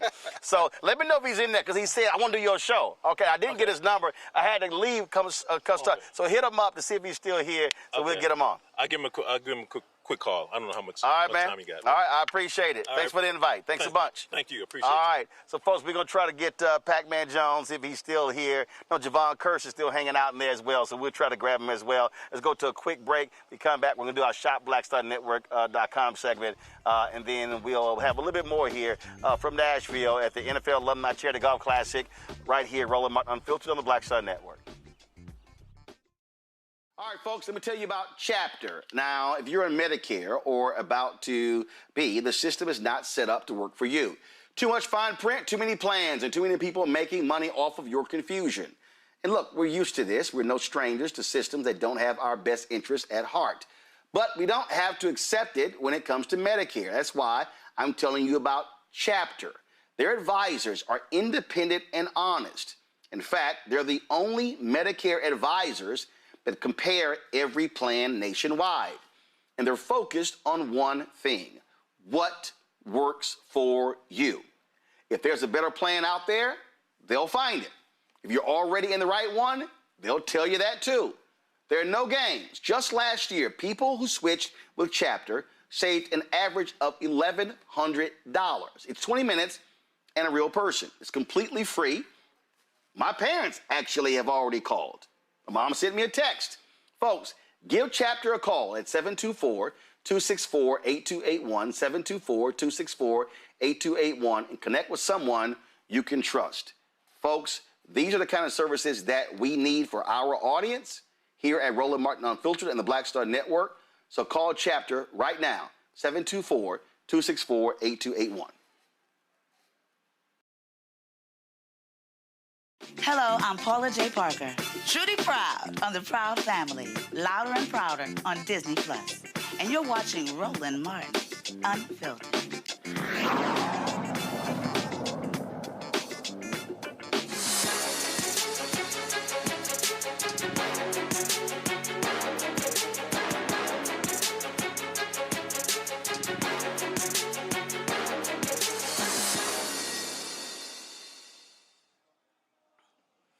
All right, folks, we got a clothing line on shopblackstarnetwork.com called the Red Black Kids. The Chief Creative Officer joins us right now. Tulani Ngazimbi, hopefully I pronounced it correct, with the Red Black Kids.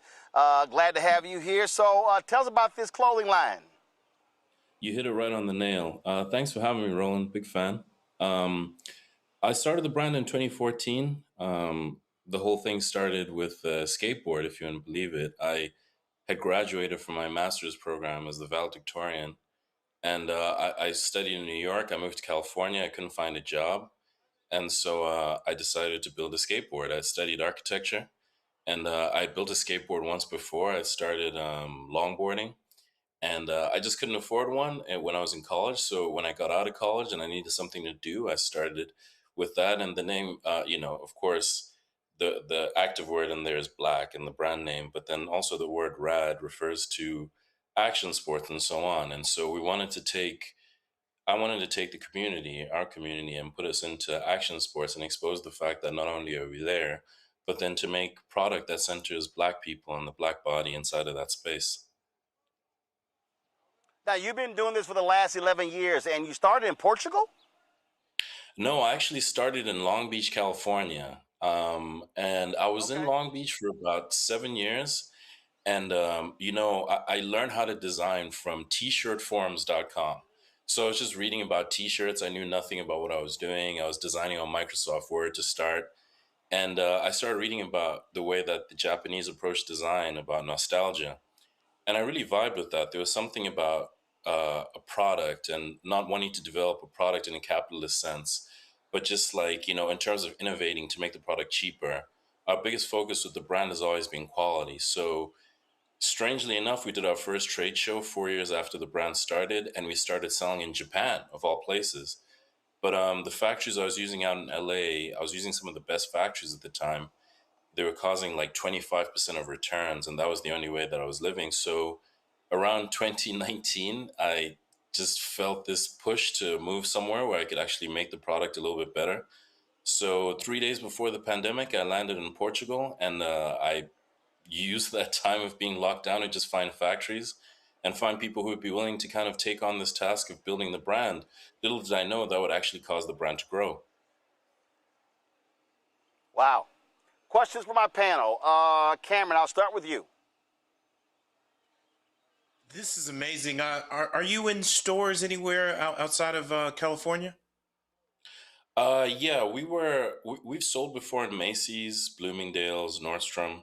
Right now we're selling on Shopbop, and we've got some pretty exciting news that we're going to debut on the show, actually, is we went back to our roots to design outdoor clothing with the same ethos, and we're actually debuting at REI this fall. So that's it's really, really exciting.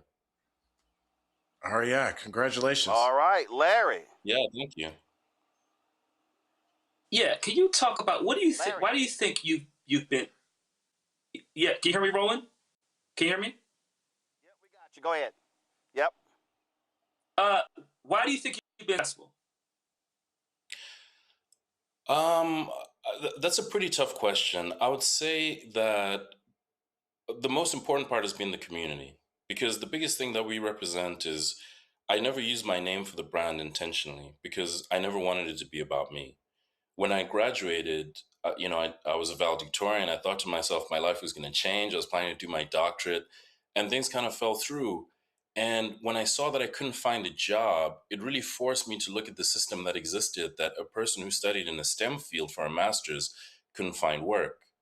And so then I felt as though the best thing that I could do as my first time at bat to do anything would be to start a brand and to start a company that could tell this narrative that Black people are not a monolith. And so the nice thing about it is the community responded in a way that's always been great. So when we were picked up by the first store, I had people from Atlanta reach out because we were selling in Atlanta through Macy's. I had people from Macy's, from Memphis reach out because we were selling through, Macy's as well. So it was like there was this moment where a lot of people saw themselves reflected in the product. And that's always been the intention of the brand. So I would say the success has really come from the community, to be frank. All right, then. Greg. Thank you, Roland, and thank you, brother Ngazimbi. At first, I thought, oh, you must be South African, but then I looked and I realized, oh, you one of them Nguni language speakers. Your people showing us, so that's what I'm talking about, man. My question is, I got my eye on this Zim Snow Team hoodie. My question is about the Pan-African dimension of this. There have been a lot of designers over the last decade, certainly this last 5 years, particularly young people, who are really bringing us together through all our differences, but that kind of common element of Blackness. Could you, in fact, that Zim Winter Games cardigan too, brother, I'm looking at this, man. How important is it that your brand and that your work not only be global, but kind of help us connect to one another? And when you going to open a store in Zim, brother, I know things ain't always peachy keen there, but I know they be waiting on you. Two things. The first thing is the fact that you knew it was Nguni language is maybe my favorite person on earth. Okay. The second thing is we are working on that. Like, it's a really slow process. We actually incorporated in Zimbabwe last year. We kept it really, really low, but we're kind of doing some stuff to see if we can create a self-sustaining model inside of Zimbabwe for people to work.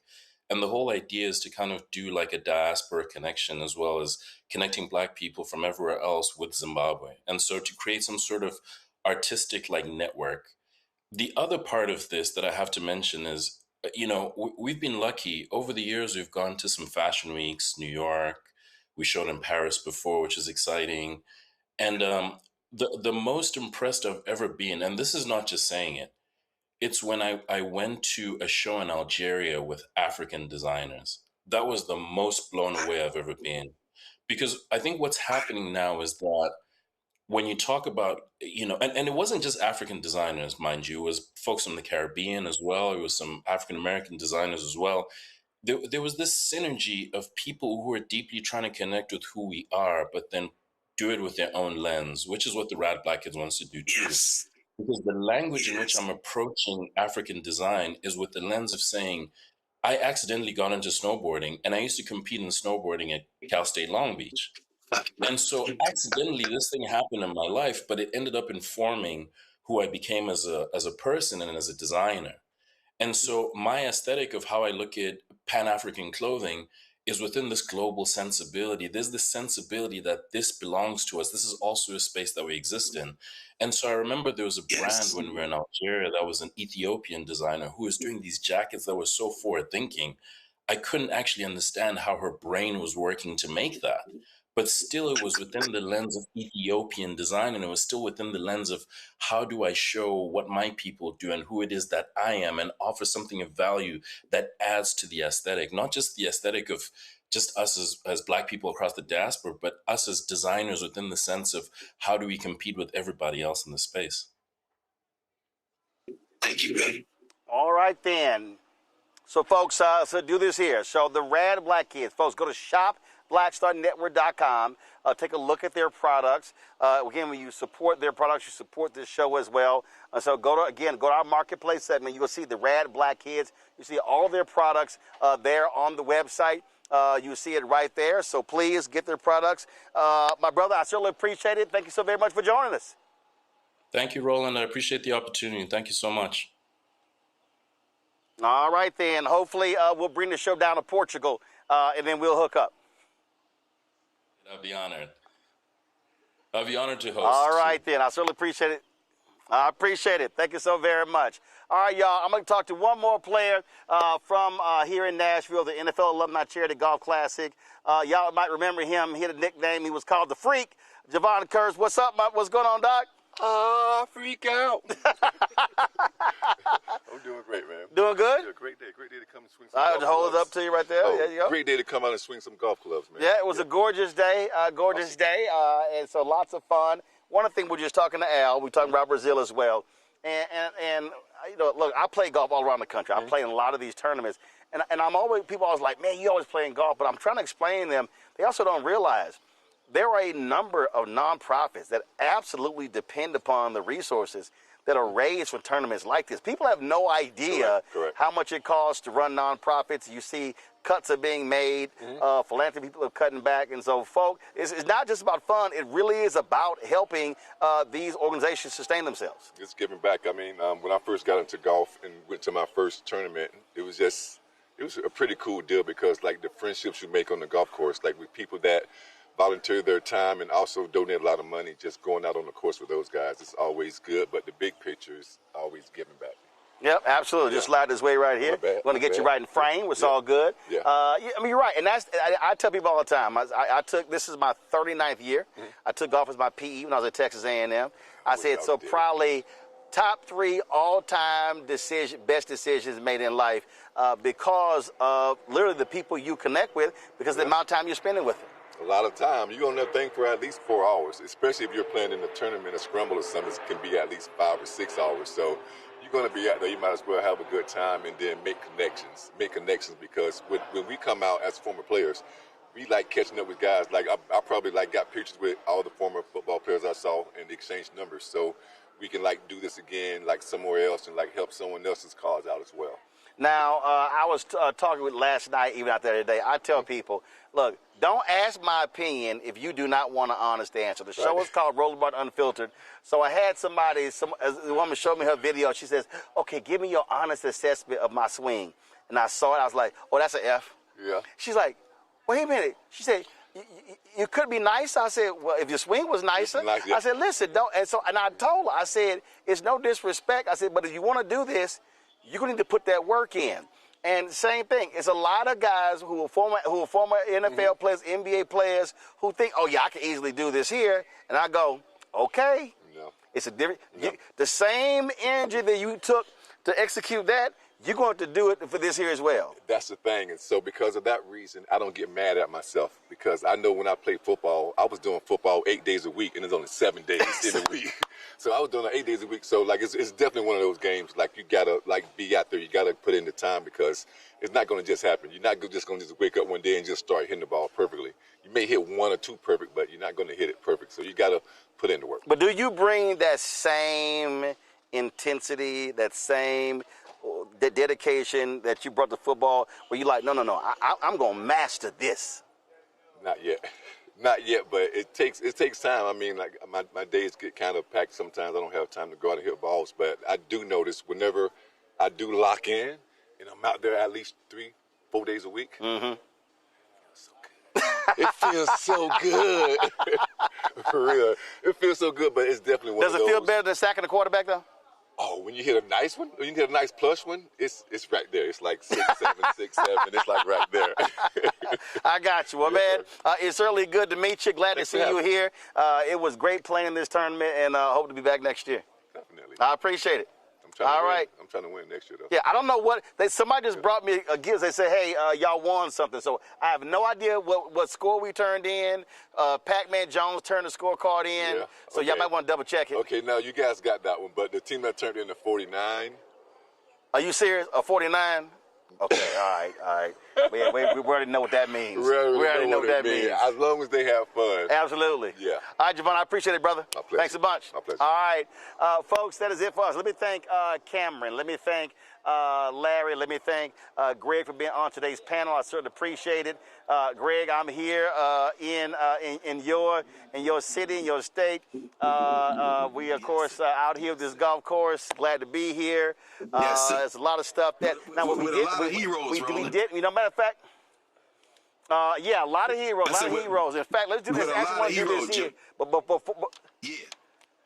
Oh yeah. Oh, absolutely. Okay. Now, before we go, I meant to do the data center story. The drama is happening at Fisk. So, Greg, this is on Thursday. Let me just go ahead and get. I'm not going to play the video, but let me just go ahead and get y'all three perspective.